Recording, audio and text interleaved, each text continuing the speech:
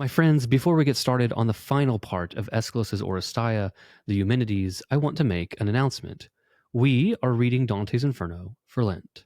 The Inferno tells of Dante the Pilgrim's journey through hell, and it is a story of love, human desire, and the ugly reality of sin. Dante the poet invites us to accompany him on this journey, and by doing so, better our own souls. We start next week. We will be using the Anthony Esslin translation and be joined by different guests on each of the 7 episodes. Check out our account on X or our website for the reading schedule and more information. So join us in reading Dante's Inferno for Lent. Now back to the Oresteia.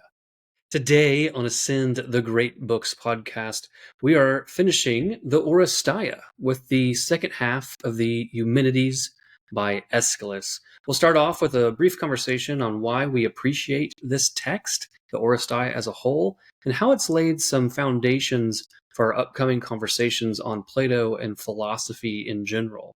We'll then do a deep dive into the maturation of justice in the text. What exactly is it that Aeschylus is bringing that is new to the concept of justice? We'll then end with actually ranking the plays in the Oresteia and defend our favorites. So please join us today on Ascend the Great Books podcast as we discuss the second half of Eumenides.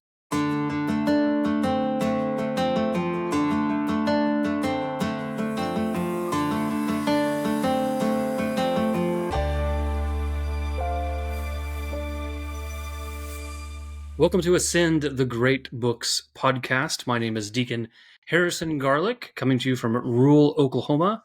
You can check us out on thegreatbookspodcast.com. We have a whole library to help you navigate the great books. We have guides, all kinds of articles to help you, so please check out thegreatbookspodcast.com.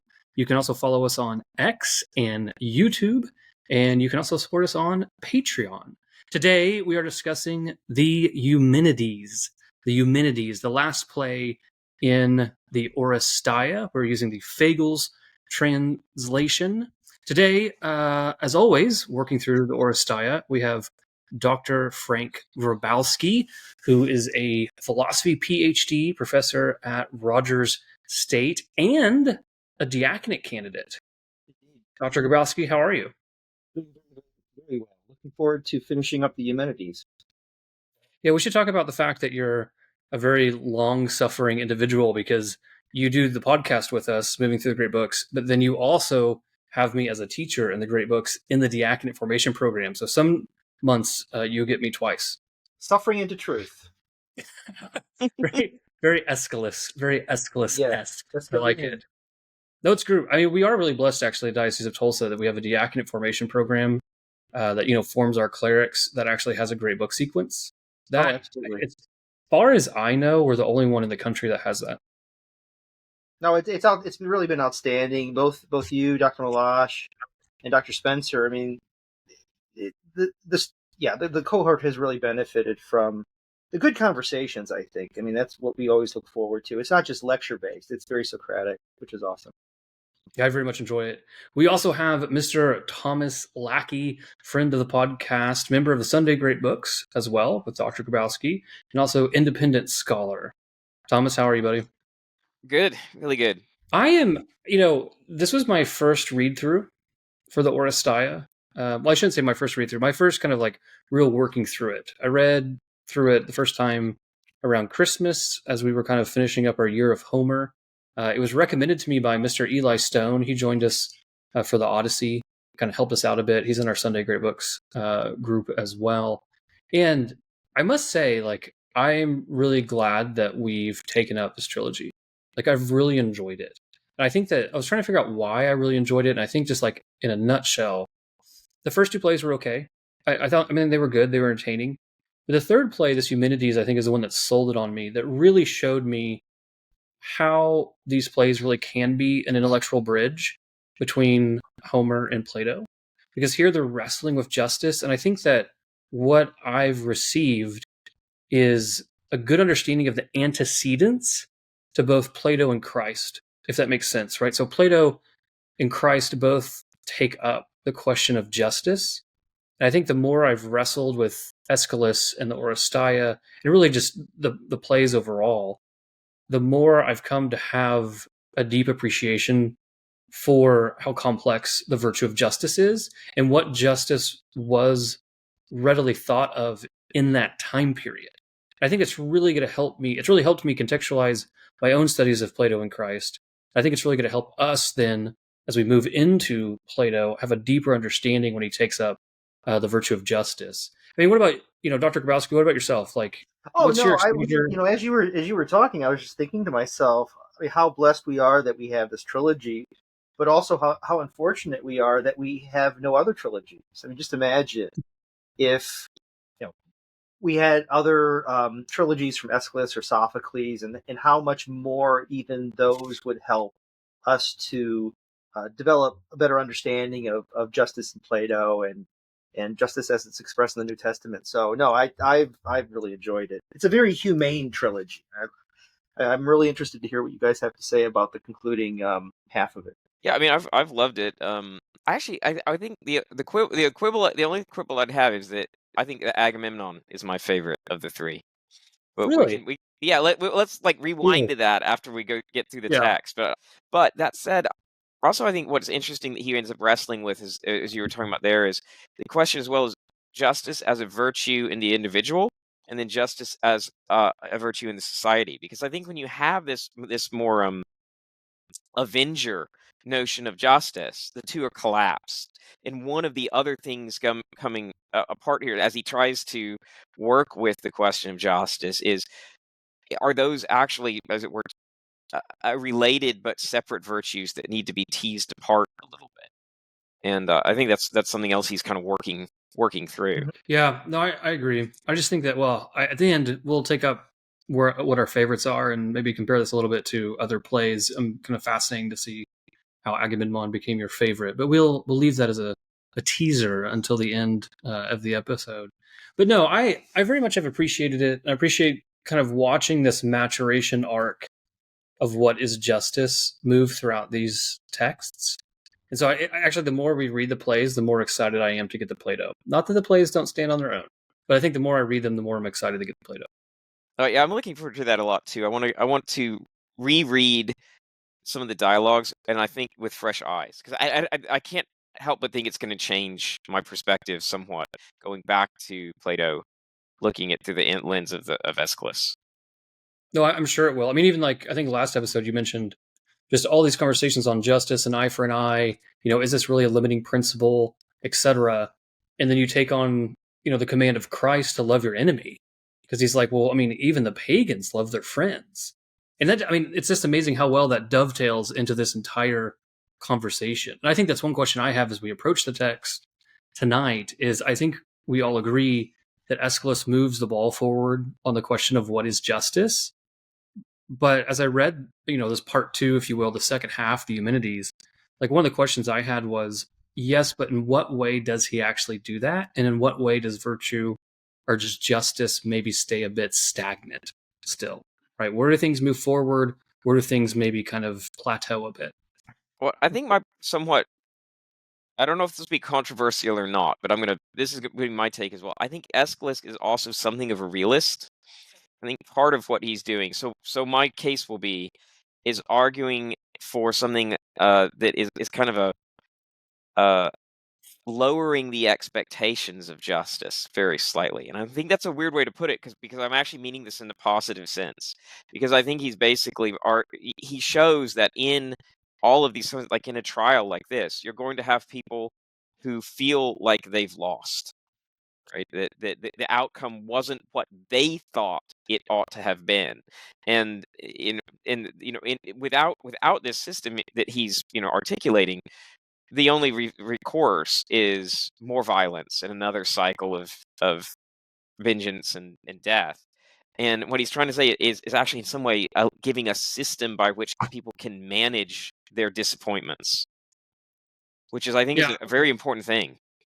No, it is. And I look forward to, because I think that's going to tether a bit to some of the questions I have as we kind of look at the actual trial. Because there's a few things about the trial that I found a bit lackluster. And I wonder if that's going to tether to your insight that they're intentionally lackluster. Or I think the other thing that occurred to me is does Aeschylus still just not have the grammar to articulate certain things? Right? Is he's pushing things forward, but is he also hitting a ceiling in a certain way? So good. We'll kind of parse those out as we get there. So let's look at the text. Let's jump in. And so we have a scene shift, I believe. So we are starting. I'm looking at the Figel's translation, and so last week we ended at line 570, and so we're picking up right after that. So the scene has shifted to the areopagus, the tribunal on the crag of Ares. Athena enters the procession with a herald and 10 citizens she has chosen to be judges. So maybe first we should kind of, before we dive into kind of the deeper understandings, make sure we have the literal. Where are we, and why is this place important? So, go ahead, Dr. Baxter. You're about to say something. Well, so this is, I guess, would be the city center. I mean, in terms of, if we were to think of this in modern terms, I mean, this is the city center. This, I assume, would be in an open area. I don't know much about the Crag of Ares, what that would be referring to. I'd have to look that up. So my understanding of the areopagus, just like as a preliminary, is that like these are like the crags, the cliffs, right? So you've got the Acropolis and like this kind of collection of buildings, and then adjacent to that you have this cliff, the areopagus, and it's famous, particularly for this context, it's famous for already hosting a trial. So it hosted the judgment of Ares, which is why it's called the Crag of Ares. And so it already has, like, there's a mythological layer here that this was already a place of judgment, is my understanding. Because I was trying to figure out, like, we're scene shifting a lot. I'm assuming there's intentionality behind that, just like with Apollo's temple and things of this nature. So I did a little bit of research into it. And so there's a tethering here to just the concept of judgment and justice with the Areopagus. Well, I think there's a sense, if you're tethering it as well, you have like two time frames going on. You've got the mythical time frame in which Aeschylus is writing about, and then you have the actual time frame that he's writing in. And of course, this is I believe that the remaining sort of aristocratic elements of Athens, because most of it's moved into a democratic form in the older, and I'm searching for a word, I'm missing it, but basically the older aristocratic group still has some function, one of which is murder trials, right? And they I believe meet or still hold their court on the Areopagus. And by the way, if we just want to tie this forward through kind of time, we've got also when St. Paul goes, he discourses on Mars Hill / the Areopagus. And then Milton writes his favorite thing on free speech, entitles it the areopagitica. Oh, that's right. That's right. So you've kind of got this like thread. Now, mind you, I'm not saying they're downstream from this only in the sense of that how much history have we now established, all tied to one location. And there's a sense in which all of this getting packed. Well, not all of it in Aeschylus's day, but for us, this recurrent theme of being packed into this one very storied place. No, I like that a lot. I like the layers I think that this place presents. Look, too, because we have also kind of in the side notes here that there's a stone of outrage and a stone of unmercifulness, right? So she's setting up Athena. I think Dr. Grabowski, you've kind of helped us contextualize this a lot. We're getting a procedure set up, right? We're getting roles set up. So here comes Athena. She's a judge. We have a jury that's just walked in. We have a place in which judgment happens, right? There's no place where the blood avenger has justice. That's just wherever it happens to be, right? You murder them in their own home. No. So now we have a place of judgment. We have these different roles. And now we have like these two distinct places that people can stand depending on where they are in the conflict. So my understanding is like, stone of outrage is the person who is being accused, right? They're almost, outraged against, right? They're pushing back against things. And then the stone of unmercifulness, which is a lovely loaded term, right? The person who is not showing mercy is the one kind of bringing this claim. And so Orestes is at, the former, and now the Furies are at the latter, right? Because they're kind of pursuing this claim against Orestes. They're very much on the plaintiff side. That's wonderful. There's also a temporal element, as we'll see here too. So yeah, I mean it's creating this sort of very interesting representation of justice, not as an embodiment, as embodied in a person or as in a given action, but rather as something that has a location, as you said, but also will take time to settle. Yeah. No, I had a question. You said 10 jurors. Is that in the text or is that in the comment? Because mine is indeterminate as to the number of jurors, which is kind of important potentially later. Mine says it in kind of like the scene notes, if that Mhm. makes sense, like off to the side. So it's not in the footnotes, but Fagel has like the scene notes. They all seem to have those. I'm not sure exactly. Mine has scene notes. It just doesn't mention the number, and I only mentioned that because in a few commentaries, the number was left ambiguous, and which left some doubt as to whether or not, when we get there, the deciding vote, it wasn't required or not, right? If that makes sense. But we'll wait for that. Okay, good. So let's look at, Apollo comes on the scene. So again, we're kind of playing out these roles. So Apollo comes in as what? I mean, he is the advocate, he's the paraclete. He's not a strict attorney because he's also in the mix master of what happened, right? Yeah, He's he's a not, witness. right? Because, well, he's not even a witness. I mean, he was the person who told him to go do it. Yeah, he's like a I mean, conspirator. yeah, he's like a conspirator. Like you can't just like so he can't actually step out as a completely neutral party, which I think going back to like Dr. Grabowski's comment about this procedural justice that's unfolding right now, a lot of that is about being neutral. Are we bringing neutral parties to adjudicate the claim that can be dispassionate, which is a world away from like getting the blood avenger to have the fortitude and passions to go kill whoever they need to in the name of justice. I mean, we're shifting to something very different here. So the trial begins around like 590. Apollo has a comment to this of like, bring on the trial. You know the rules. Now turn them into justice. I mean, if I wanted to kind of anchor, like, why do you keep using the term procedural? I think that's a good line that I think I would really anchor that in. We get straight into a cross examination. So the Furies jump right into a cross examination of Orestes. Of course, like the first question they're just going to ask is, "Hey, did you murder your mom?" And the answer is yes. And I think for the Furies, the whole trial should be over, right? Look, he's already said this, he's admitted to this, etc. He states further, that he has no regrets. A little after 600, and something I found fascinating a little bit before 605 is that he appeals to an advocate, right, for someone to help him. But he doesn't immediately say Apollo. He actually appeals back to his father, right? The Yeah. one for whom he actually was the blood avenger. It's really kind of a harken back to the libation bearers when he asked for his father's intercession before Orestes went off to murder Clytemnestra and Aegisthus.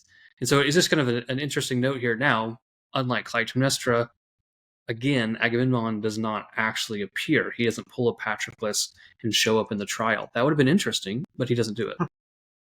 Well, and I think it's interesting there's the back and forth. I mean, this is all structured in that. I think it's my pronunciation will be terrible. But that stigomathia, where it's line for line, back and forth. In the in this, he says first about, I have my trust. My father sends me forth from the grave. They taunt him about trusting in corpses now that he's killed his mother. But he says that his mother she incurred a double pollution. In my translation, it says that. I think the idea of pollution here is interesting because it's not just that she's guilty, but when introduce this idea of pollution, there's introduce also this notion of kind of ritual uncleanness, along with the idea that it's a taint on the society, something that has to be cleaned out, right? So it's not just like she personally carries a moral guilt, but a stain is is is is tainting the whole house and has to be cleansed, which I think is a very interesting. It it leans on the necessity of something being done about this. Do you think that's a harken back though to more of the old way of looking at when you have to have like the purging ritual? Because when you think about pollution, which I think is a very different, I think Fagels just says she had 2 counts against her deadly crimes. He doesn't have the poetic layer of like pollution. But when you say pollution, I really think of the old ways that there has to be like a ritual cleansing. Yeah, and I think that you notice this imagery come up in a couple of ways. It's harken back to the to Homer when he kills the suitors. They then cleanse the hall with brimstone and these sorts of things, which has both obviously a very practical and important effect in cleaning the hall. But in the context of the poetry, I think there's a much more of a sense of it being a cleansing of the stain, not of the suitor's evil, not just of their literal blood. And I think This is something like that is hard, hinted at here. No, I appreciate that. I think, kind of using blood as a segue, it's interesting here that, again, the role of marriage is going to pop up. That's going to be a sticking point in the actual trial. We've already seen kind of the foreshadowing of it in dialogues earlier. But around 610, Orestes says, she lived on. You never drove her into exile. Why? So it's interesting that he's actually being cross-examined by the Furies, and he turns around and asks them a question. Hey, why did you not do the just thing? Why did you not drive my mom out into exile and haunt her because she killed her husband, right? She's also a betrayer, etc. And the Furies give their answer, right? The blood of the man she killed was not her own. And so, again, we kind of have this kind of discount of marriage. I simply flag it because I think we did last time a pretty good job of parsing that out of how that plays inside of Zeus and Hera and like a bedrock of civilization. But this morning when I was rereading this section, I really kind of picked up on the fact that I think the Furies have their own maturation towards the end about how they view marriage. Oh, And I think that's right. Yeah. And I did Well, not see that the first time I read that. So I want to flag that here, that in the course of the trial, they still don't hold marriage in any kind of esteem. no, and it's really important again when you get to the context, like sort of post verdict. But I think there's another interesting thing here where I think Aeschylus is showing this as a blindness in the Furies, right? I think there's a sense in which he's showing that all of these participants have, even in pursuing what they believe to be justice, been blind in one aspect or another. And I think that's kind of why he's leaning or showing in some ways that being a judge in your own cause is not wise. But even the Furies, I think he's showing to be blind as regards the role, and of that Apollo's articulated earlier about Zeus and Hera. Now, I think Apollo has his own blindness, so we're going to get to that in just a moment. No, that's exactly what I was about to ask you. Is like, but does Apollo have his own blindness? Because he still seems, he does some things well, but then he still seems to be stuck in somewhat of the old ways. Like he hasn't like he's not, it's not like he's a character or an advocate of the new justice. He himself maybe seems to be in transition along with this overall concept. Like he's also a character that's developing. I kind of pointed out because he has a statement around, I don't know, 620 and then down by 625 where he basically just appeals to Zeus. And he just says, right, Zeus did not command the Olympian father. This is his justice. Omnipotent, I warn you. Bend to the will of Zeus. No oath can match the power of the father. To me, that's very Homeric. That's not a parsing out of a new understanding of justice. That's not justice as a principle, as a virtue that I apply dispassionately. That's an appeal to power. I mean, this is Hesiod's succession myth. Like, well, why is it just that Zeus is the king of the gods? Well, because he's the most powerful one. So I didn't know like how we read Apollo here, because he seems to do some things against the Furies that are good, but he doesn't seem to be on the same page totally with Athena, even though Apollo does seem to have faith in the trial, right? Like he's the one that pushed for the trial. He's the one that told Athena to do this, but he doesn't seem quite in his own understanding of justice to be where Athena is or where Athena wants to take things. I agree. Let me just say that I think that this is very much in character and is dramatically appropriate. So I think it works within the overarching drama. But Thomas, you were about to say. No, I was going to say more or less what you said, but I think it works in the drama precisely because you have partisans, right? Like Apollo is a partisan on one side, the Furies on the other, and they both seem to be arguing their case for their client in the case of the. But there's also this weird mishmash that the Furies are essentially representing not just Clytemnestra but themselves, and their rights. And Apollo is representing not just Orestes, but himself, and essentially justifying himself. But that means that they are in these partisan camps, and you have to have something that sort of transcends that in order to reconcile the two sides. Mm-hmm. I really liked the Apollo tries to make an argument here. Basically, it's like pro Agamemnon about like, hey, look, he went on the campaign, he did all this work, he did these things, and then he came back and Clytemnestra, murdered him, and like, shouldn't this actually move you? And I found this is really funny because there's a few rhetorical turns in here that I think are quite clever, where the leader of the Furies, this is at a little bit before 650, says, Zeus, you say, sets more store by a father's death? He shackled his own father. Kronos, proud with age. Doesn't that contradict you? And I thought this was a brilliant little move by the Furies, and I think Aeschylus is probably pointing out something that is probably going to run him, close to impiety here. But he's pointing out like, oh yeah, look, here's this unjust act, and then the Furies are pointing back to the Olympians and saying, well, haven't the Olympian gods also acted unjustly?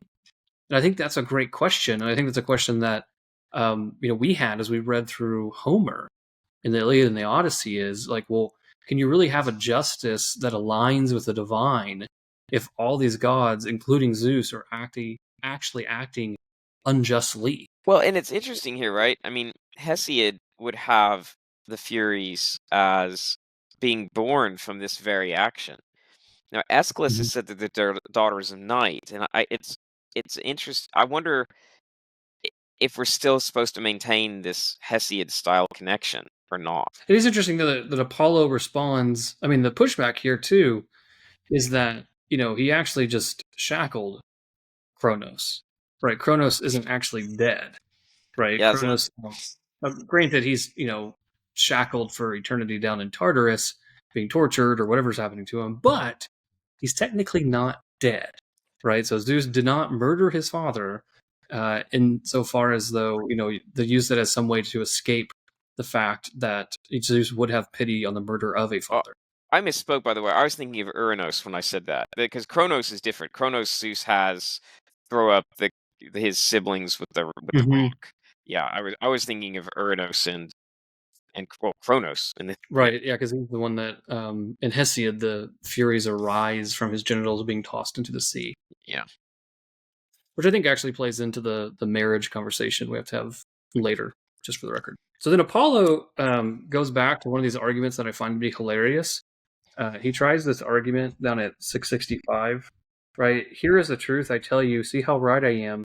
The woman you call the mother of the child is not the parent, just a nurse to the seed, the new sown seed that grows and swells inside her. And so I mean, what's happening in this passage? I mean, my initial take was that Apollo is trying to go tit for tat for the error that the Furies are making. So the Furies are basically downplaying the murder of the spouse by downplaying marriage and saying, well, it's not the same relationship that is in blood. And so Apollo's like, well, you know what? Who also isn't a great blood relationship? Mothers. Mothers aren't actually a blood relationship. They just grow the seed and give the birth. They're not actually related to their children. I mean, it's an asinine argument, even though he makes a somewhat funny rhetorical point here afterwards. But that's what I viewed him as. It's like he's kind of operating on a level of the Furies and rhetorically going back and forth. I don't think he's moving our overall argument for justice forward. He's kind of stuck in that old way of thinking. All that I have written in the margin here is compare Aristotle's embryology.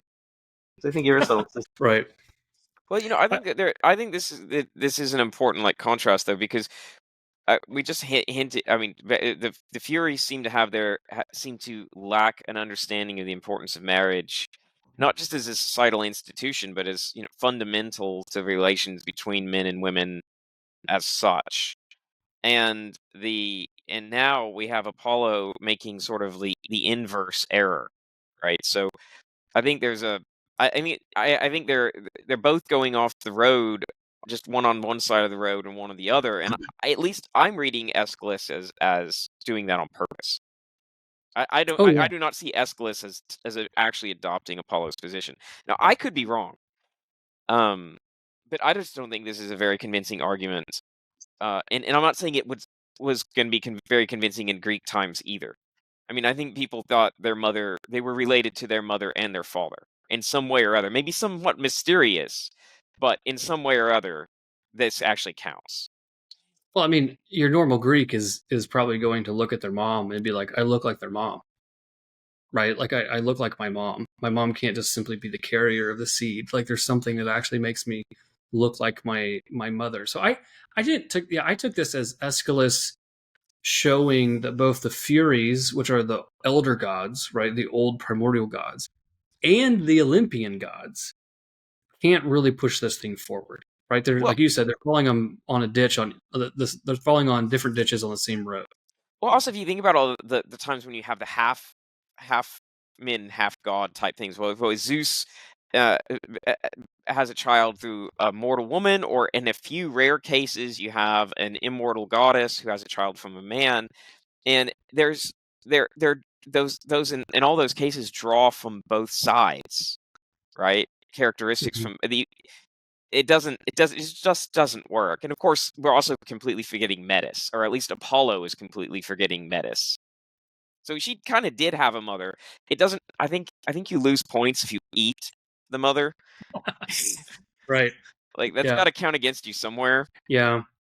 And I mean, I just have to throw this in there, and yeah, I just have to throw this in there that this understanding of like a woman is has very much been articulated to me in modern times by Protestants when they articulate Mary. Right? She is just this is true, right? They say, oh, like we call her the Theotokos. She's the mother of God. She's the Mater Dei. Right? She is that. And when the response you get back is no, she was just like a vessel. Right? She just carried Christ. Like there's no actual thing for her. And actually wrote that out in my notes that this was the Protestant understanding of Mary. I realize Protestants are not monolithic, but for those of us who pretty much grew up in Oklahoma with the evangelicals that we did, like this is an argument that I have heard in person, right? That Mary was simply just a vessel. She just carried the seed and gave birth, and there was nothing special about her. And what are they denying there? That Christ actually pulled his flesh from her. And earlier when I said, the Greeks would have realized that they looked like their moms. Like I don't think this would be a surprise to them. That I pulled that phrase from the fact that typically a lot of people would say that Christ looked like Mary, right? Like he was a true son. Yeah, and I keep looking around because I thought I had a copy within reach, but I don't. But the Athanasian Creed is explicit on this point, right? That he is the God man, receiving his Right. divinity of his father and his human nature from his mother. Now, I don't want when I say that anybody to get the idea that I'm doing some sort of Greek hybrid mix here. He's not a hybrid. He's fully God and fully man. But his his man nature does not come from his father, but from his mother. Yeah, he pulls his flesh from Mary, right? That's where he pulls his humanity, which is why she operates as the new Eve of the new covenant. She operates as the new Ark of the covenant, right? I mean, these things go deeply, but I think it's interesting into understanding that we laugh here about Apollo's understanding of women in the trial, but like you'll hear this out in the wild when you actually have to talk about the incarnation. We talk about, okay, well, here is the God bearer, right? Here is the Theotokos. What is her relationship to the seed? And it's funny because a lot of times they just defer, maybe a lower church Protestantism will simply defer to that. No, she's simply just a vessel. They basically regurgitate Apollo's argument here. Well, yeah, and I'm trying to remember which of the or ancient heresies this is. Anyway, it'll come back to me in a little bit. But this is old school. That the part of the the Arian controversies and others led into sort of the reverse error. Oh yeah, I know what you're talking about. Where instead of arguing that Christ is a creature, like Arianism argued, they end up arguing that Christ really isn't a human. He's Yeah, a fully divine. I forgot what that's called. I know it's what you're one of talking the about. Though. species of monophysitism. Yeah, but there's like different ones, and I can't remember which one this would be, but it'll come back to me eventually.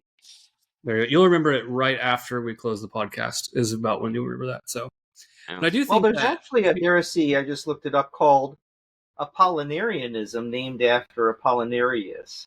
This heresy says that Christ wasn't a real man, but not totally divine either. So I guess that's not the one you're thinking of.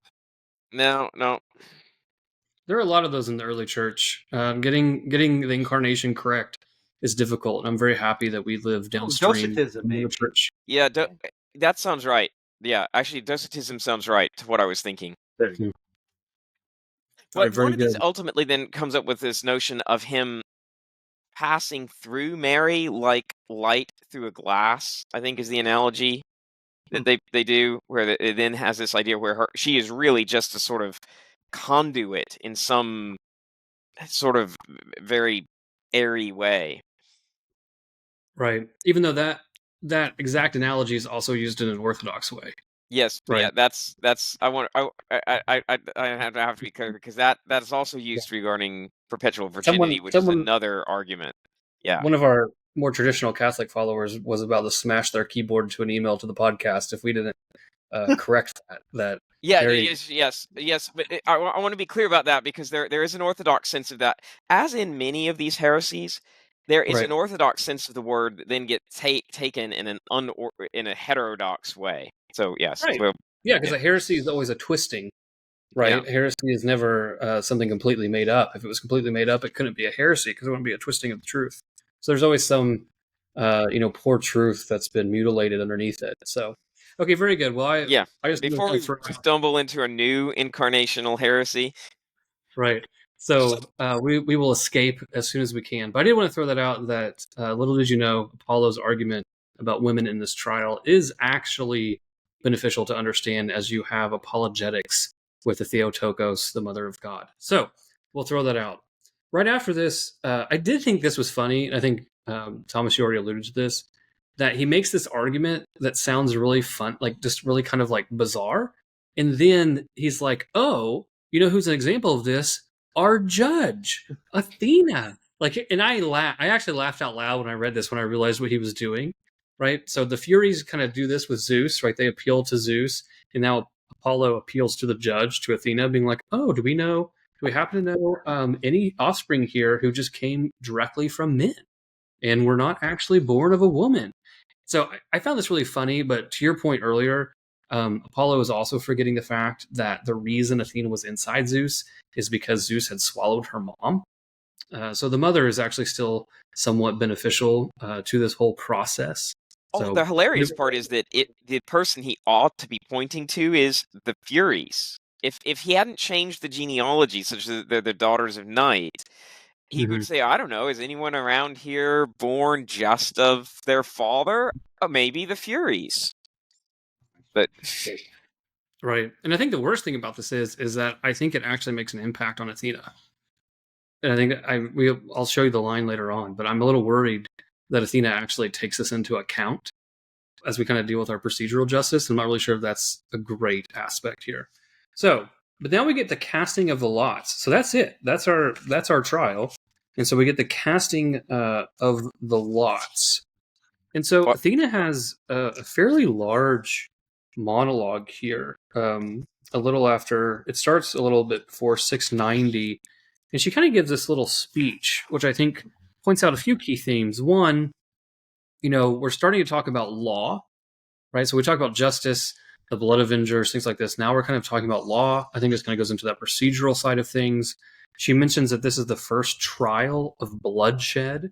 She mentions again the Crag of Ares and gives a little bit of the history about it, about the Amazons and things like this. But again, this is a mythical place of judgment. So I think Aeschylus is kind of tying this to multiple layers of Greek history.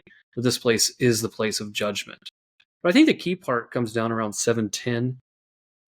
She says, neither anarchy nor tyranny, my people. Worship the mean, I urge you.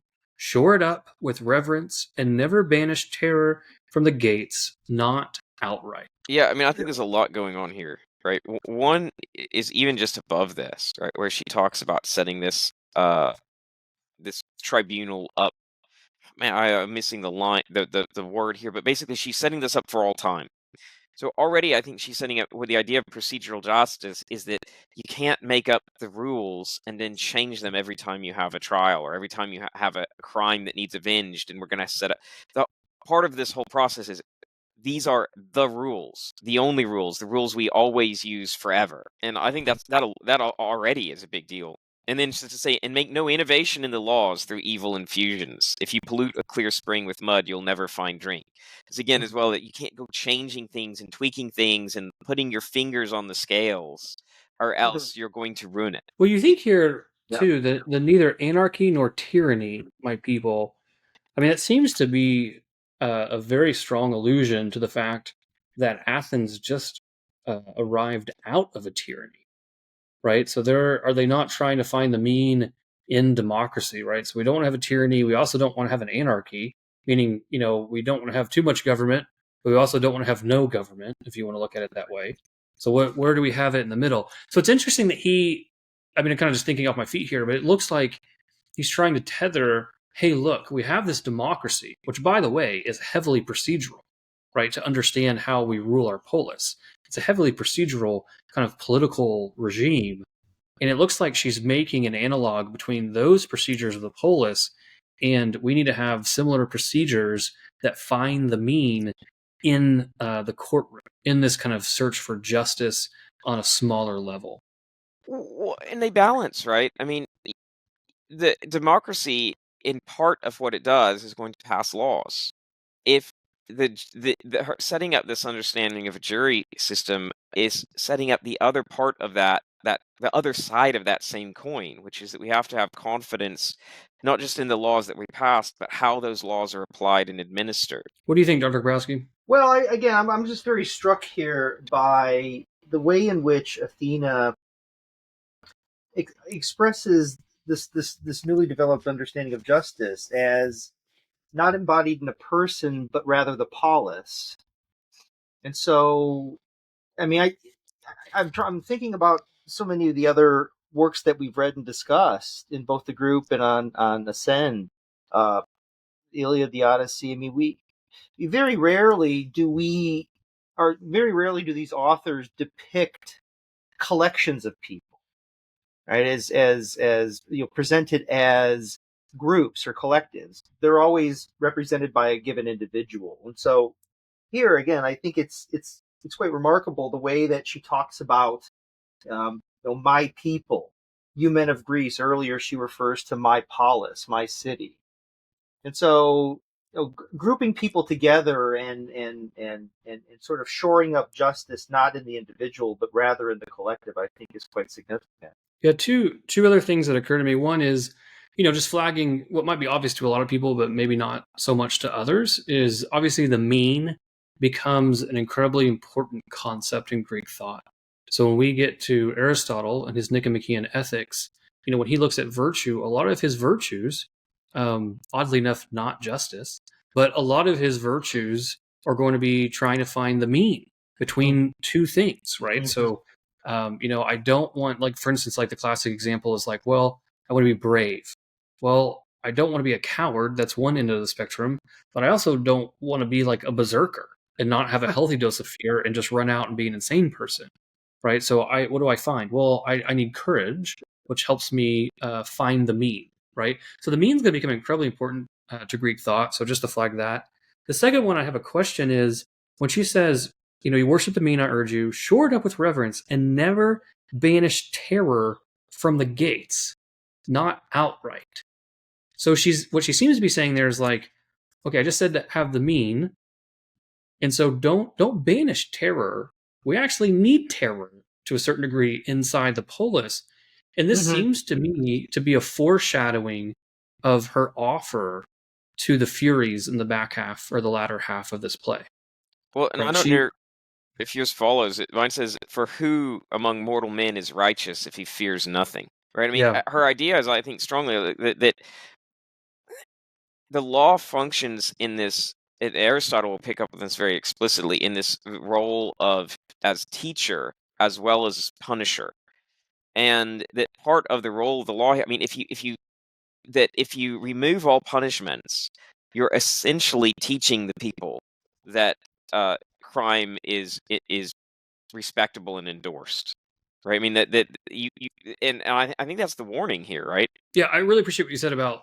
I think it's somewhat nascent here, but it's going to be so important to Western tradition, which in a lot of ways is a euphemism for Christendom. But the fact that law is a teacher, right? Law is a teacher, and I mean, because I think as moderns, when we think of law, we're downstream of liberalism, and a lot of liberalism turned law into simply a negation, right? It's a necessary evil to curb your freedom so you don't bump on the freedom of others, right? So you don't violate it. So law is basically about what you can't do simply to respect someone else's freedom. There's not really like a positive understanding of law anymore. We don't really think about law as a teacher. But I think we can look at our culture today, and all you need to look at is like we have one Supreme Court case on an issue, we have one law passed on an issue, and 5 years later, it's completely normative and everywhere. Why? Well, because the law communicates things. The law teaches us what it means to be human. It teaches us an anthropology. It gives us certain cultural defaults. And so, no, I like that you point out that I think that's here in a somewhat, nascent, incipient way, because I think that's going to be a huge lesson that we have to learn, probably starting with Plato and getting picked up pretty heavily by Aristotle and St. Thomas Aquinas. Well, and I think the way she's doing this here is that ours also it points towards an external quality of justice as well. That man's internal sense of justice won't be sufficient to restrain him because of his own vices, really, as well as blindness, and so that there has to be this that the law has to provide this sort of catechetical role, but also, if nothing else, just the threat, right? When it's working really great, the law communicates from the outside this notion of justice, which I might not have picked up on, but I will because the law it explains it to me. Well, in the worst case, I ignore it anyway, and I become the lesson for everybody else when the law punishes me for my crime. Dr. Browski, were you going to jump in? No, I was just going to say, this discussion reminds me of John Stuart Mill. Not that we have to talk about him, but he addresses this very point in his text on utilitarianism about what the ultimate sanction of the principle of utility is, and he talks about external sanctions and internal sanctions and the need for both, but ultimately it has to be grounded in the internal. In other words, we don't want the principle of utility, we don't want morality, but we could extend this to include also law. We don't want it simply to be, we need police officers on every corner enforcing the law.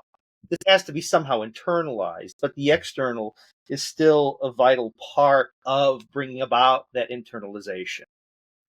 So, yeah, I think that this is very insightful on your part in pointing this out, in that it's very insightful for Aeschylus to bring this up. Well, and I think, I'm the number of times where I'm just going to fully and unrestrainedly endorse Mill is probably few, but this is one of them. Are you familiar with that part of his text, or no? I wasn't. Okay. But this also reminds me, veering into a very different political philosophy as well, a little bit of Hayek's distinction between law and legislation, right? Because there's a sense in which what you're talking about there, that when you have the attempt, and I think we can see this sometimes in the modern day as well.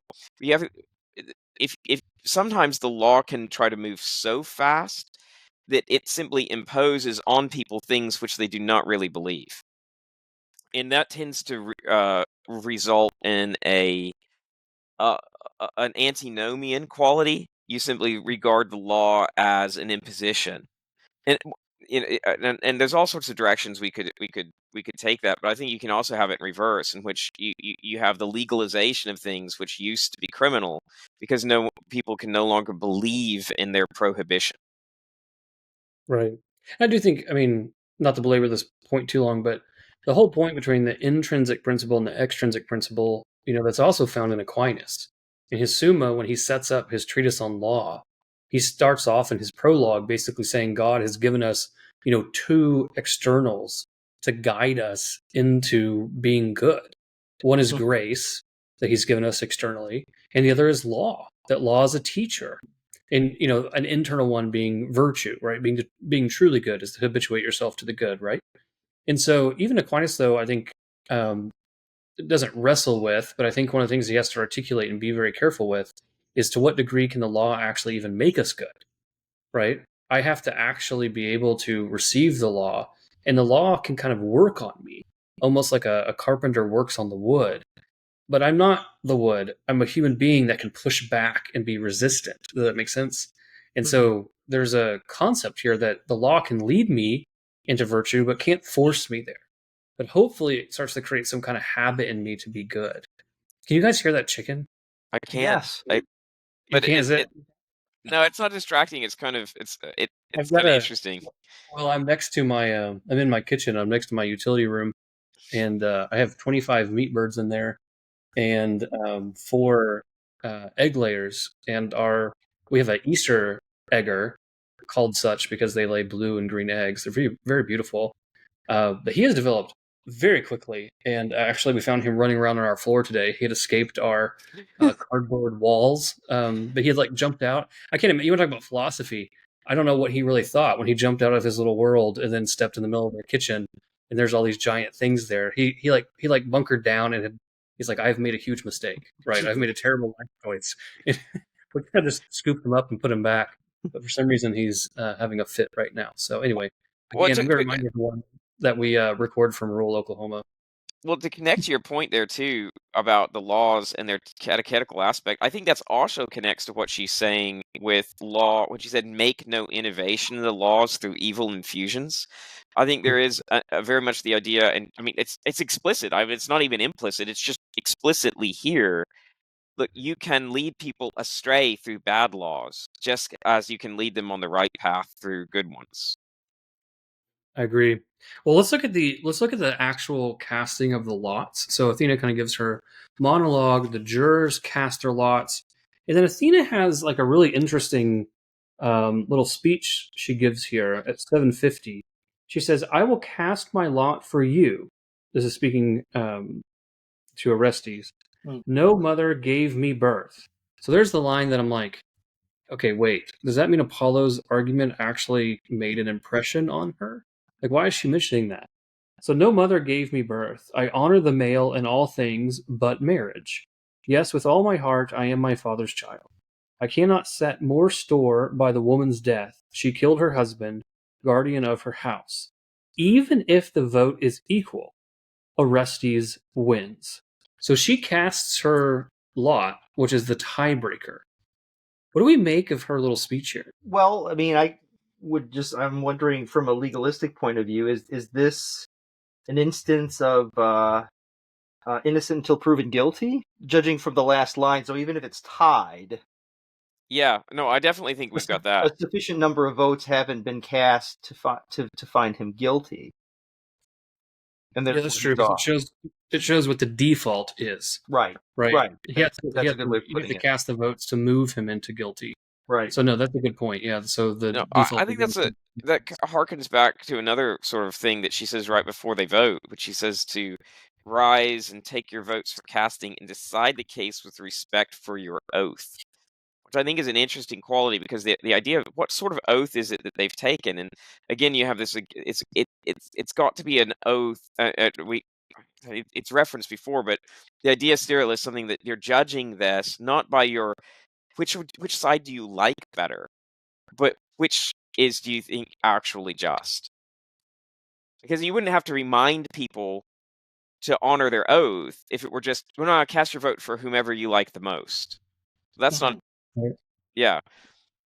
Now, Yeah, Deacon, you wanted to make some hay out of that one line. No mother gave me birth. So why is that significant?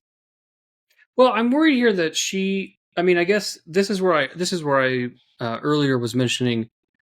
To what degree does Aeschylus push justice forward? And so let me kind of throw out. I don't think this is overly negative, but kind of let me throw you out where I am and maybe get some pushback. I think the understanding of the primitive justice, so you basically love your friends and hate your enemies. In a lot of ways, I actually think that stays the same.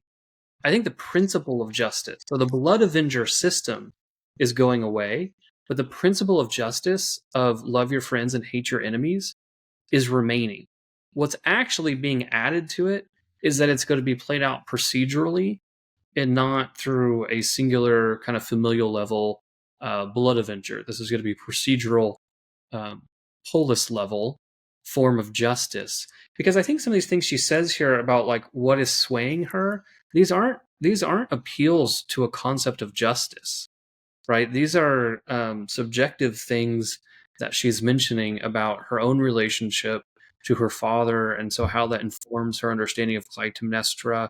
So we're not getting the full-fledged understanding of justice, which is fine. I wasn't expecting to find it in Aeschylus. I mean, Plato has to write an entire dialogue, the Republic, his second longest, I believe, to try and even explore this concept. So I think that's my working premise right now, is that the justice stays pretty much the same, the primitive justice of just love your friends and hate your enemies. But what we've added to it is a bunch of procedures.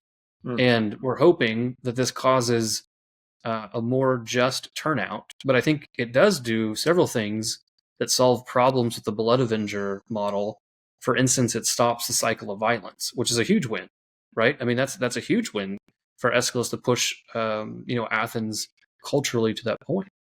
That's right. Well, I think this scene is interesting as well, right? You have to almost set the context for Athena has this speech, but what's going on just before and perhaps even during this is that yes, the jurors are filing up to cast their votes, while Apollo and the Furies are hurling insults at each other from either side. Right? So, I mean, this is not some sort of like rousing, we're all going to join hands and sing Kumbaya and we have achieved perfect justice, right? No, they're just absolutely insulting each other and screaming. Right.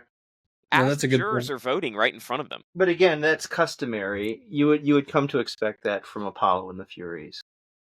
So Yeah, but I'm just saying that I think it's setting up a kind of expectation that it is a kind of a realistic expectation that it's well that there still will be disagreement. Are you saying that people will still have grievances against the judgment? Well, and also I think this is just an anecdotal type thing, but we have reports of women in the audience sort of miscarrying when they saw the Furies. They were so horrible and stuff like that. Now, I mean, these might be dramatic, overreact,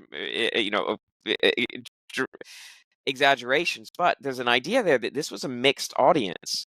And I have another question, which is leaving this court case, how many wives and husbands and, just or we're having this, you know what I mean? I think Aeschylus has set up a context in which all the men and women leaving are going to be having this discussion about Apollo's argument versus the Furies argument all the way back home. Right. No, I love that context.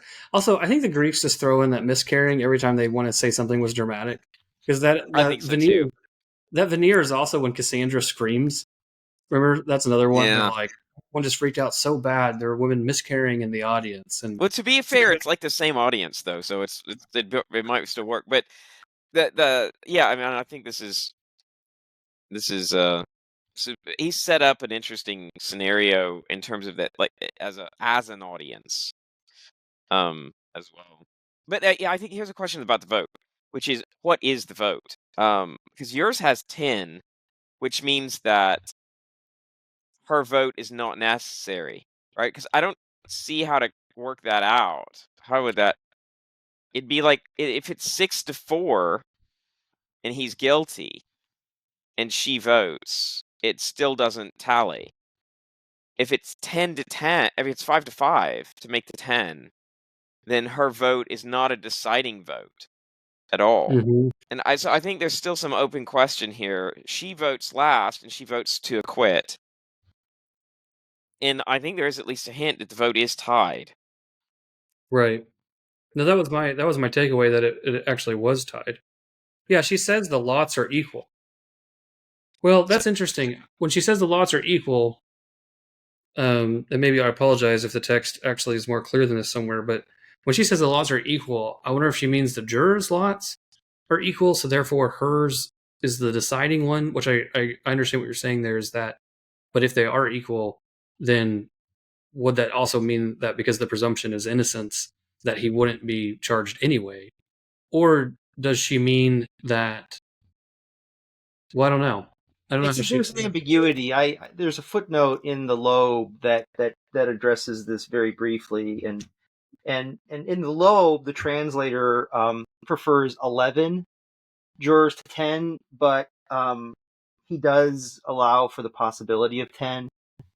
And he points to a couple of lines, and we don't necessarily need to get into the details, but it seems to be an open question. I think that, but the Thomas question, I think that's interesting, is that, well, if they would have been tied without Athena, right, would that have been enough to move the needle from him being innocent to guilty? Like, why does she have to say? Because that seems to be isn't that the implication, right? Even if the vote is equal, Orestes wins. Right. Well, if they were going to be equal and he would win anyway, why would she say that? Right. Well, and she could have refrained from voting, I suppose. Although, if they were tied and it was 10, then she could have found him guilty. And so she is essentially then the tie-breaking vote. She is the 11th tie-breaking vote. Mm-hmm. Yeah, it's true. I kind of like the idea. I think it's dramatically interesting if they're not tied and she ties it, establishing the principle that even ties acquit, go free. Yeah.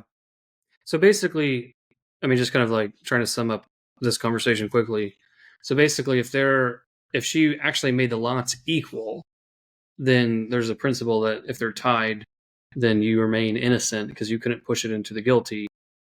Or what she means earlier is that her deciding vote would not have made him innocent, but she could have made him guilty, right? Right. Yeah. Because if it's 5-5, so say there's 10, if it's 5-5, then and she votes that he's not guilty, then he is what he is, even if she would not have voted. But if she voted that he was guilty, then she would have swayed it over. Does that make sense? Mm-hmm. Yeah.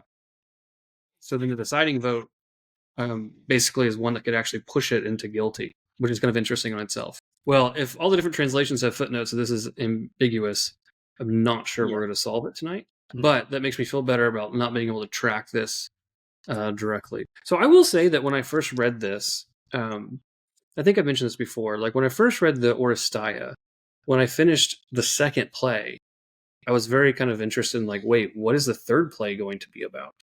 And I had a very similar feeling inside the Eumenides, because I felt the trial went very fast. Like, and again, that kind of goes into the fact that I think we're really adding procedures. We're not really parsing out what justice is. So the trial can go pretty quickly because the whole point is to show the procedures. We're not getting into a philosophical debate about what justice is. And so it went very quickly. And then I was like, wait, what is the rest of this play about? And I thought this was really interesting that basically the rest of the play is Athena trying to kind of placate the Furies and then invite to incorporate them into this new justice, into this new procedural justice in Athens. And I thought this was really a section that really made the play for me, because I thought this was really brilliant by Aeschylus, that this isn't just simply a negation of the old justice, it's a perfection. But I think this works really well philosophically to see the Furies, Athena, etc., as this kind of analog of the maturation of justice, in that the primitive justice is a true justice. It's not an injustice.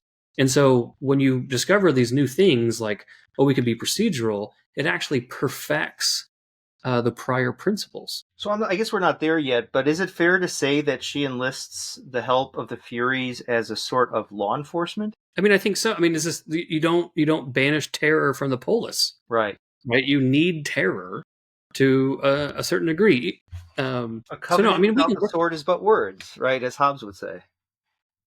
I mean, they're called into. They're called. I mean, the way I read this is that they're called now to be the enforcers of the new justice, right? Because there's the enforcers of the old justice, the old blood avenger model, the eye for an eye. I think we're kind of still in eye for an eye, but we now have procedures that make it more dispassionate, and we're going to have more fair outcomes, and the cycle of violence stops. It seems like they're very happy with the outcome, though. But did you find their happiness like really quick? So let's kind of maybe parse this out a little bit. So she makes the offer, I think originally at 8:15 Mm-hmm. is the first time she talks about, listen, you can have seats in the polis, like we'll worship you. The Furies, their first response several times is about the ancient laws. They don't want to let go of the ancient laws. They also then talk about their proud hearts. So it kind of shifts into like their pride of being incorporated into this new model. So that's at like a little bit between 850. They also say it again at 880. They talk about their pride, that they have. But she's very much Athena, though, I think, is very much seeking to synthesize these things. So it's almost like the trial, like Orestes becomes an afterthought. And it's almost like the trial was an exhibit of here's the new type of justice. Would you like to be incorporated into it? Well, I think there's two interesting things going on too. The chorus is singing, and Athena is speaking, which I think is already an interesting contrast because they're jumping around in this kind of frenetic dance. And then she responds speaking, which already has this kind of calmness to frenzy kind of dimension. But the first thing Athena says is, "Let me persuade you to bear it." And I think that's a very fascinating line. And then she goes into saying, "Look, the vote was equal. You're not dishonored because look, you convinced half the jurors that you were right, and Apollo was on the other side. Apollo himself was saying, 'I told Orestes to do it,' and you still got half the people to side with you. So no, it's true you didn't win, but you're not ashamed." Right? I mean, that's kind of her conciliatory approach because they keep saying, "Look, I'm shamed by your citizens. Like here I am, a god. Our god.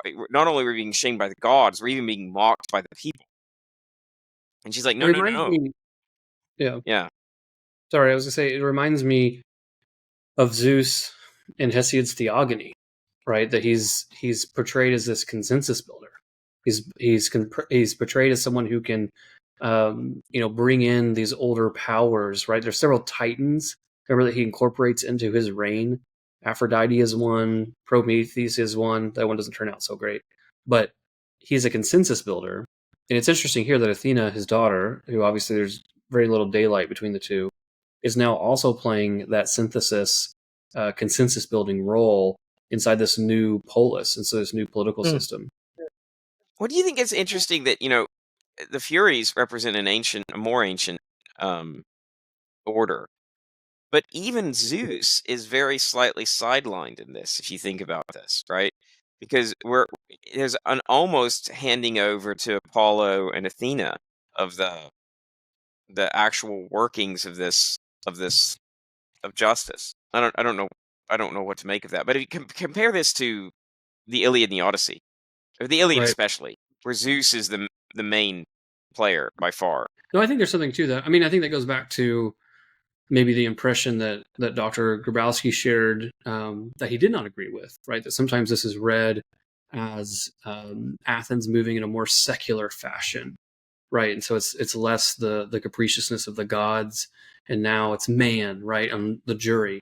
I certainly think there's a more human element that is elevated here, but I also think because of the presence of Athena, you can't really escape the divine, right? The goddess of wisdom is still the one that orchestrates the entire trial. But you're correct that Zeus himself, right, the one who moves all things towards their end, as the Iliad reminds us in the opening, seems to be somewhat suspiciously absent from the text. So there's a very Well, interesting passage that I'm actually curious to know how Thomas's translation reads. And so in the Fagles, this is around 835. So Athena is speaking, and she begins, you have the power, you are the goddesses. But then she says, I put my trust in Zeus. And must I add this? I'm the only god who knows the keys to the armory where his lightning bolt is sealed. No need of that, not here. So, Thomas, are you able to find yeah, that I've got it. particular? It's Yeah, How does this besides I remind you? alone of the gods know the keys of the house in which his lightning is sealed, but there's no need for it. Be ready to let me persuade you. So how does that figure into your observation that Zeus has been sidelined or has been? I don't want to put words in your mouth, but that he doesn't really have the presence here as he does in some of the other ancient texts. It's a fair. Yeah, I It's mean, a I fair.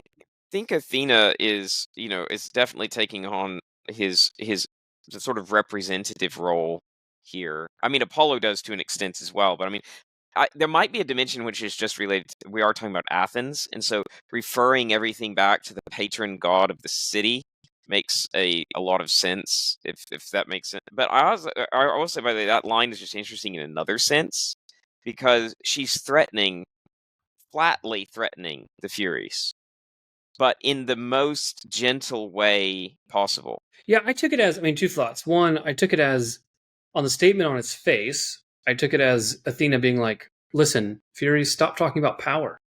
If we want to talk about power, I can outpower you. I'm not trying to make an argument about power. If I wanted to, I know where the lightning bolts are. I could end this, right? That's how I took it as, right? That the Furies just keep talking about their power. And she's like, no, I'm not trying to overpower you. And if you wanted to, I could do that. Mhm. But I'm trying to persuade you because a lot of people who comment here on the end of the text, they really will highlight the relationship between power and persuasion. That this whole thing right here is an expose on wisdom's ability to persuade, into something new, into something good. On the Zeus question, you're right. Zeus is still referenced as a guidepost. Apollo did it in the trial. He's still very much, I think, the highest power. But I guess when I say sidelined or he's not as much, I do find a difference between Aeschylus and how we've kind of been reading over the Oresteia and Zeus's just general role. Remember, he's almost like that nameless, um, this kind of nameless power, as opposed to like in the Iliad, literally everyone's having to go up and ask Zeus what they need to do, and he's basically making every decision in the text. So Right. that's kind of what I meant. I mean, Zeus is still very much present. He's still a guidepost in a lot of different ways, but I find his importance of needing to move every detail of the text like he did in the Iliad, I think that's been diminished. Mm-hmm. Well, it's funny, it's almost been diminished across the three plays because Zeus is referenced explicitly and frequently in Agamemnon, but in this increasingly less personified way, right? Because Zeus, if that's what you're content that we call you, type references, where again, there's some notion again that whatever notion we have of Zeus is insufficient to actually grasp the greatness that is the highest of all gods. But we address you by some means or other. But in a weird way, precisely as that notion of God gets pushed up above this kind of, I would say, less philosophical notion that you see in the Iliad, you lose the personification of the god, right? Because he no longer fits into this neat category of person. Mm-hmm. Right, and I Yeah. think that you ultimately see this pushed out to Plato and especially to Aristotle, right? Because Aristotle can't even. It's only back in Christianity that you reunite the idea of the truly omnipotent God and omniscient and all the omni fill in the blank with the personal God. Because Aristotle ends up splitting them apart, and probably one could argue so does Plato, but we're going to definitely say Aristotle does. Yeah, I think Aristotle does do that. He has a very kind of, well, in the Platonic sense, he has a very kind of unerotic, impersonal God, right? He's an unmoved mover, but it's really not clear that he would listen to your prayers or has any kind of like purpose for your life. Whereas I think a lot of people, like when we read Plato and the Diaconate, I think a lot of people are surprised how personal the God is in Plato. So a lot of times, I think what a lot of people think is that the pagans gave us like the good like basically we had Zeus, and that was bad in the pantheon, and then Aristotle gave us the unmoved mover, and then Thomas Aquinas told us that the unmoved mover was personable, and we merged them. And then I think people are very surprised when you read Plato's Apology, how the daemon, the spirit, spoke to him as a boy and would guide him actually throughout his life, and that he thinks that God has called him to a vocation in Athens, right, to be the gadfly. And I think that's really interesting that a pagan has that deeply of a personal text. And so, no, I agree with you that, particularly on the Aristotelian side, I think St. Thomas Aquinas has to do a lot of work to bring that personal aspect back into that Aristotelian grammar of the unmoved mover.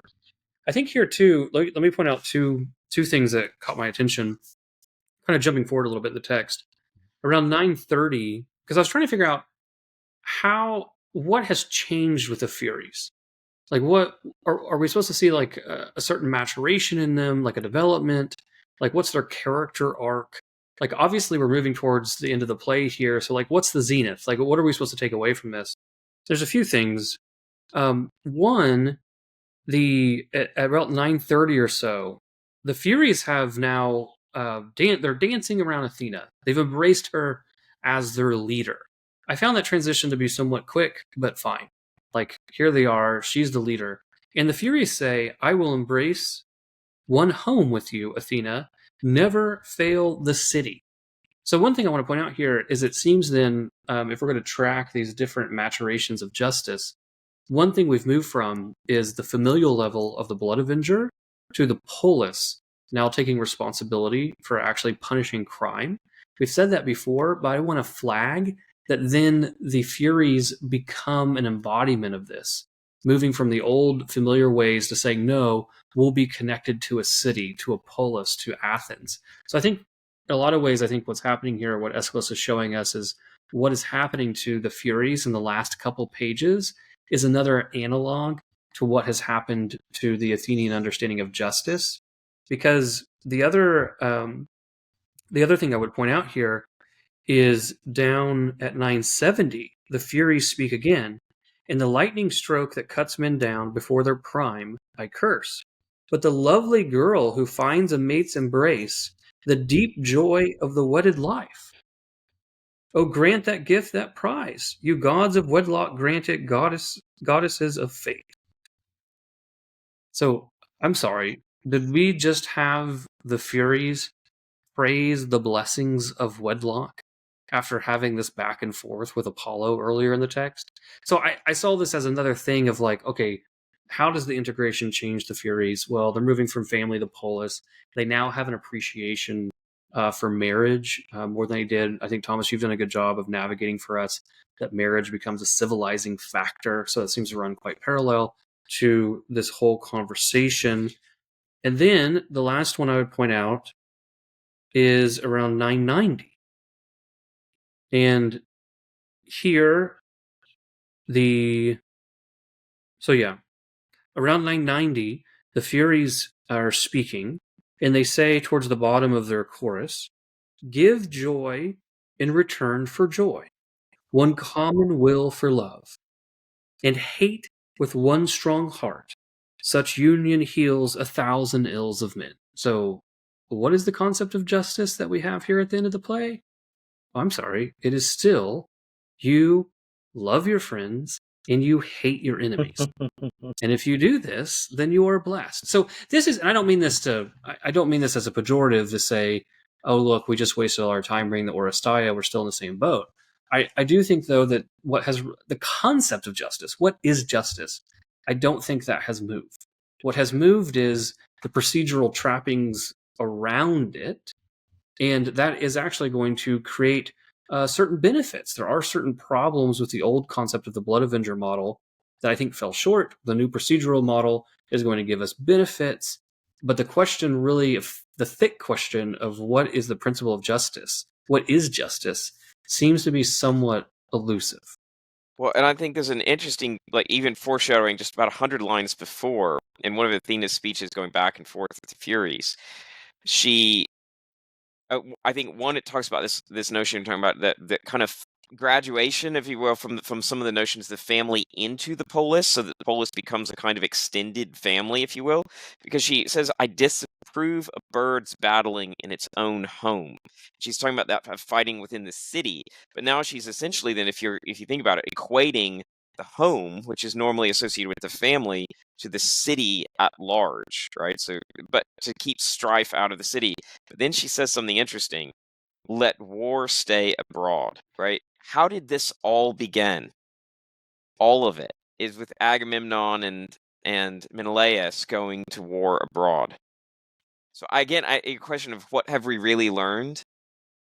I think there's a good question as to whether or not we've really learned anything at some level. Is this your segue into why you like Agamemnon best? Is that what you're setting us up for here? No, I wish it were. That Saying would be that an awesome Cain was segue. But Peter? I do think it's kind of funny. Just right, we're not even just like to the beginning of Agamemnon. We're all the way back to the beginning of this whole story. Well, again, I think that okay. I don't want to be that negative, or at least I'm hesitant to jump on board with that. But I mean, even to a certain degree, we knew that Aeschylus was downplaying the procedures of the blood avenger model to make a point. So even if you kind of make an argument that we're going, have we circled all the way back to the Iliad now? Have we really learned anything? What's funny is that the Shield of Achilles has the city adjudicating the blood avenger model via procedures. So I don't think we've gone all the way back to the Iliad, but I do think, at least I want to believe that we have pushed the concept of justice forward via this kind of procedural, more dispassionate. Because even in the Shield of Achilles in the old model, once the procedures or the statements of the city were done, it was still the Blood Avenger's job to go out and kill the person. Right, the state really didn't take up that mantle, right? So I do think there's been a few things, even if we concede that there are procedures in the past, I do think that the new model, where it roots the execution of these individuals on a state level, and also brings in a jury. There's no jury on the Shield of Achilles, right? It's just kind of the judges that they pay gold bars to, if I remember correctly. The jury also, I think, is another thing about the peers. So if I had to point out, where did justice mature here? Did it mature in a real way? I think those are some of the things I would highlight. And I would just add one point that I think it's the mark of a good artist to be didactic without being dogmatic. And so I think what Aeschylus is offering, he's certainly offering his viewers in ancient Athens, but he's offering us too an opportunity, I think, to have this sort of conversation, right? So, I mean, is there a fully developed new conception of justice here? Well, no, it's nation. I mean, we've mentioned this already, but the ingredients are there. But yes, well, yeah, and I just don't want to be overly critical of Aeschylus. When I say where we really learned, I mean I want to be a little bit. Now I'm going to argue against myself for a second and say all of these little bitty references to the procedure, Right, but also to things like the oaths of the jurors and the rest of it, are all saying that there's something other than my sense of having been wronged that constitutes justice. Now, it doesn't articulate exactly what that thing is. There seems to be an idea that if we keep going the way that we've been going, we're going to miss it. And that we need these new procedures in order to get at it, whatever it is. Or else we're going to keep going, we're going to keep missing our target. No, I think I agree. I think there are wonderful foundations being set here for Plato. And it's, right, I mean, in a way, it's an etiological account of this new justice, this procedural justice. And so etiological accounts don't have to give us all of the mechanisms. They don't have to necessarily tell us all the details.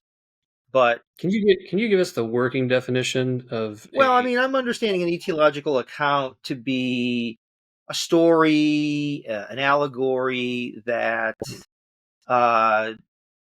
tells us not the literal origins necessarily, maybe, but like the Garden of Eden, the fall, many would point to as an etiological account. I mean, it could be read literally that there was an actual Adam, and there was an actual Garden of Eden, but that it goes to explain why things are the way they are, why childbirth is so painful, why we put so much work into projects and they're unproductive, and so on.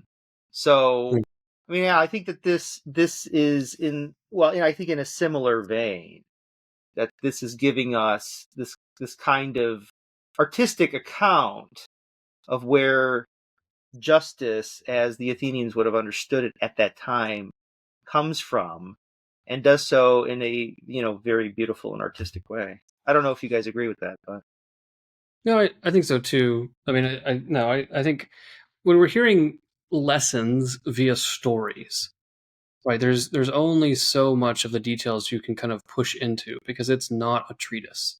If you like yeah, treatises, if you want to read instruction manuals, just get ready. We'll get to Aristotle, and you will be real thrilled, politics. right? But if you really like stories, but I do think though, I mean, I would give a brief defense here that I do think that the story model is really the premier model of telling, because what a story does is it gives you layers, and so it meets readers where they are, right? Aristotle does not meet readers where they are, right? It's just like, well, here's all this jargon and try not to choke on it, and you've got to figure it out. Like our Lord, I think, then is the par excellence when it comes to being a teacher. And the next greatest teacher next to our Lord is Socrates, right? Both of them don't write anything down. Both of them only communicate to their disciples. They're very much intending to invest in the people around them.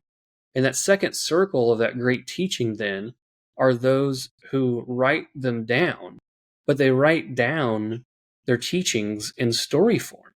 So we get that Christ taught in parables. We get the Gospels. We get these types of things. And you compare that then, Plato is just like if Socrates only had one disciple who wrote down all of his stories, right?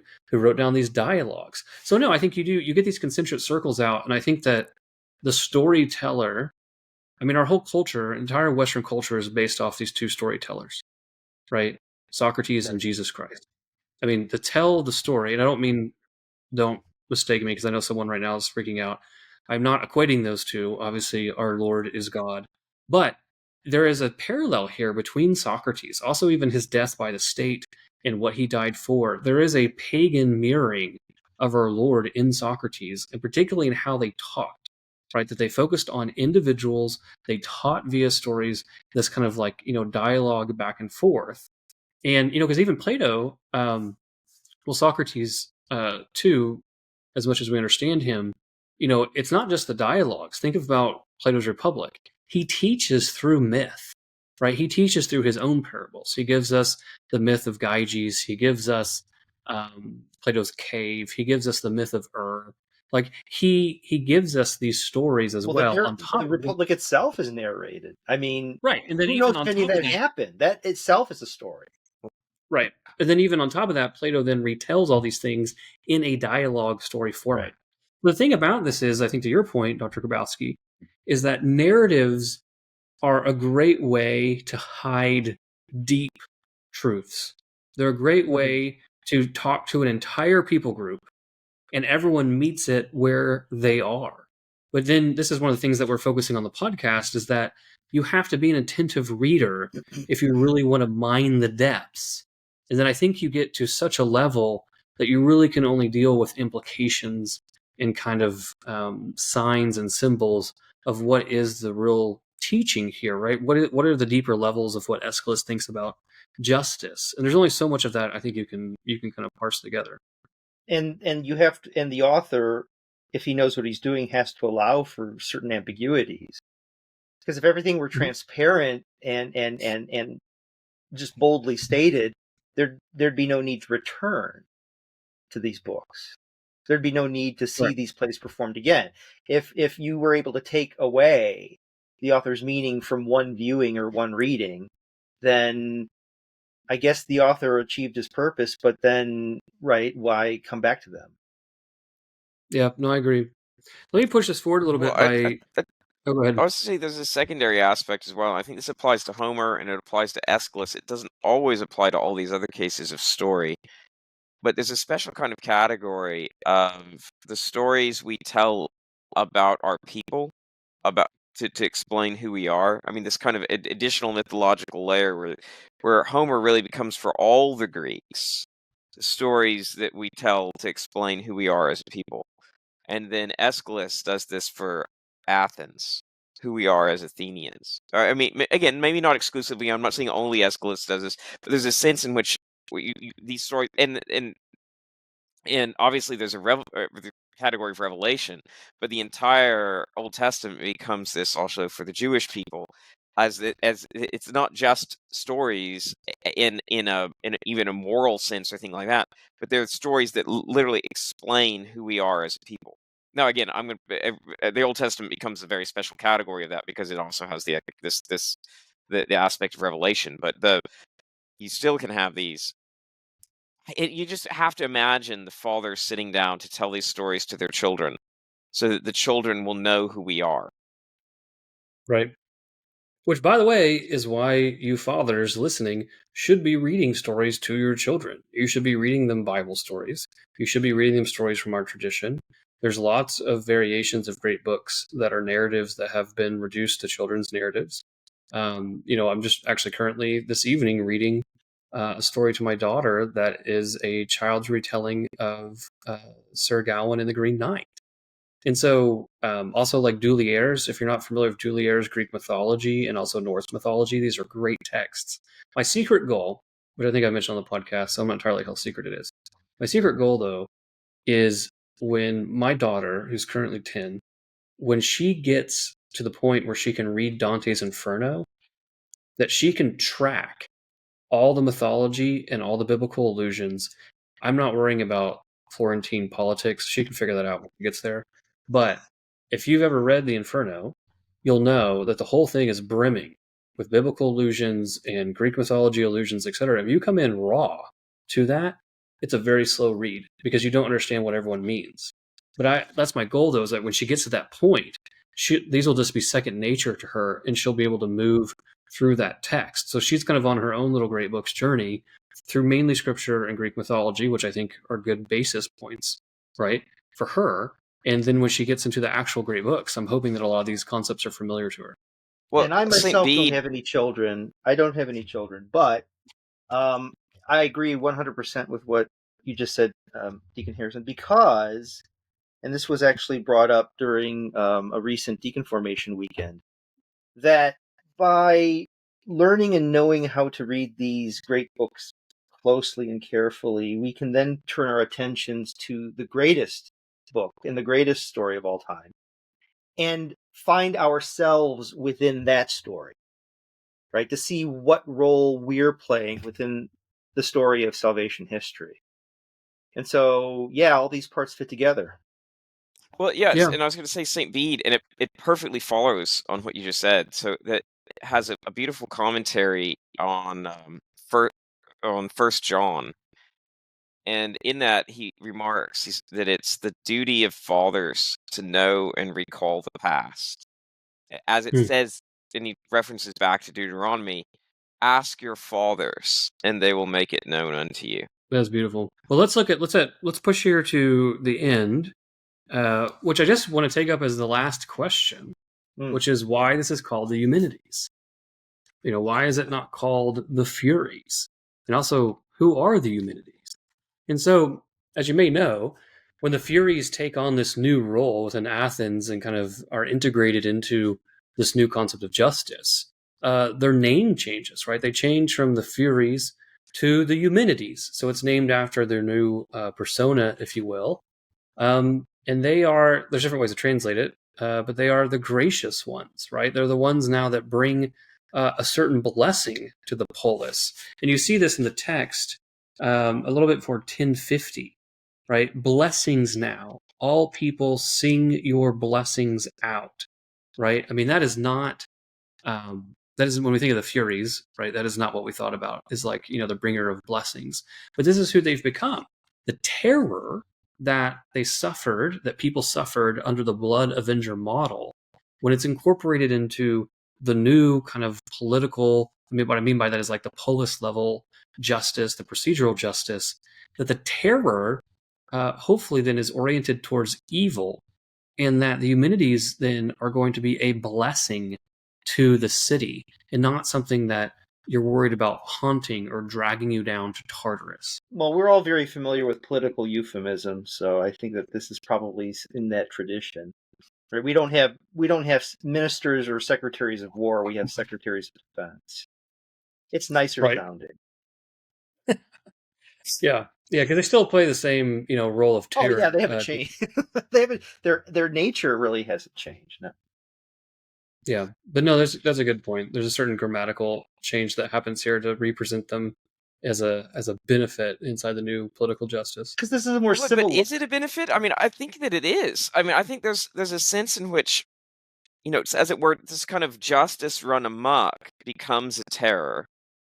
But as we just mentioned, between these extremes of anarchy and tyranny, I think the idea, at least, is saying that you obviously don't want anarchy because there's no justice, and you don't want tyranny because, in fact, there's no justice there either.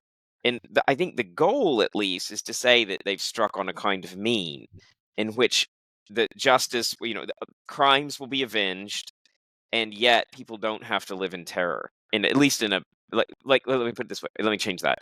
The the innocent do not have to live in terror. Right. No, I mean, I agree with you. No, I think it is a real push forward.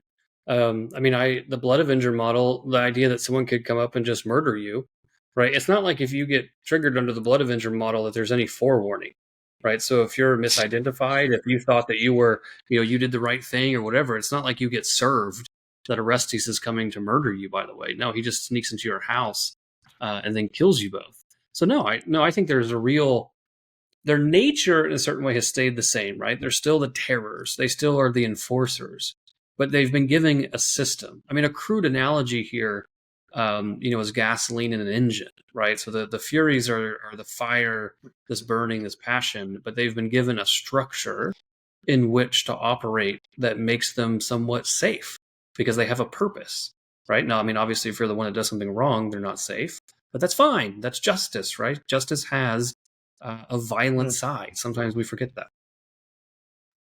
I like that. Okay, so here at the end of the Eumenides, we have traveled through the Oresteia, and now Mr. Thomas Lackey is going to explain to us why Agamemnon is the best play of the trilogy. Okay, now I have had all this podcast to ponder about it, and of course didn't ponder, so now I'm going to have to just kind of wing it. But I think the dramatic tension is at its highest in Agamemnon. We've got the setup. We have I think real questions about whether or not Agamemnon could have acted otherwise. I think the implication is that he should have done, but it's not at all clear, and it's also not at all clear that Agamemnon had sort of the moral capacity to know and act otherwise, even if it was like abstractly possible. And you've said, I think, then so you have the whole backdrop of the war behind it.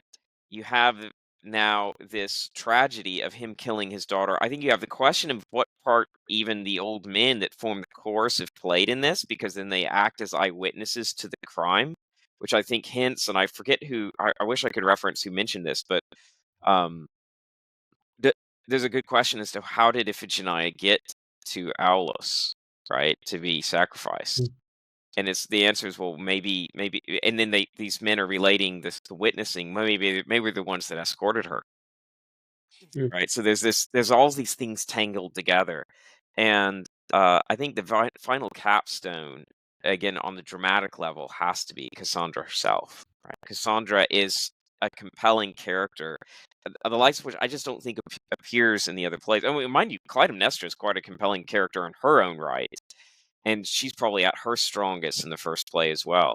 But the to then set this innocent victim who uh is caught in the middle and foresees her own fate and yet can face it courageously. I think that's going to be my pitch. That the dramatic, the sketching of the personalities and how this sort of this log jam of conflicting moral duties seems to just like smash together, but in a way that seems rich within the personalities as they're depicted. I think that's done in the strongest way in Agamemnon. I like that. My quick pitch here would be number one is Eumenides, the Oresteia. Number one is Eumenides, mainly because it made the whole trilogy for me. Like once I could see the whole arc of what he wanted to do, how he's pushing Athens forward, how it's setting a foundation for Plato. I mean, these are things where I started really appreciating this as a text within the Western canon. Like, why is this an important text in the conversation of justice? So for me, Eumenides. Number 2 is Agamemnon. I do like it. I loved Homer. Like, I loved the Iliad and the Odyssey. I loved reading through those. So I mean, to have the Greek plays come back in and kind of parse out these narratives and fill in gaps and kind of give us deep insights into them, I loved it. I thought it was great. I do think Aeschylus did a phenomenal job in Agamemnon of setting up all the tensions. He even made me feel bad for Agamemnon, which is not something I thought after the Iliad would happen. So I mean, that goes to his quality of writing. And then yeah, Cassandra, I think is a fascinating character, and I think that she, in a lot of ways, is maybe our first glance, at least in the text that we've read, of the feminine thumotic, right? Of a female character who has to be spirited to face death and face it well. Because remember, she walks into the house by herself, right? She knows what her fate is, and she walks in there by herself and then wants people to tell her story. And so, I mean, there's a lot of things there, I think, that tether to the Iliad. And then third, libation bearers. I liked it. I didn't, I don't think it added any more of the tension that I already got in Agamemnon.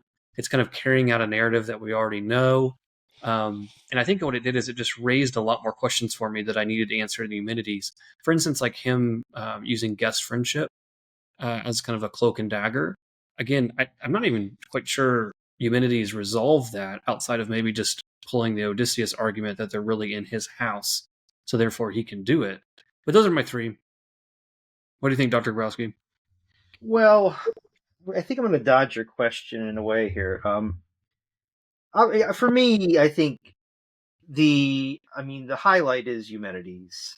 I think for me, without question, because in it we see the triumph of logos, right? It's reason over brute force, over time, power, honor, however you want to define it. But it's in a way, I use this analogy maybe more often than I should, but I don't know if either of you have ever listened to Tchaikovsky's 1812 Overture. It's the one with the cannons, it was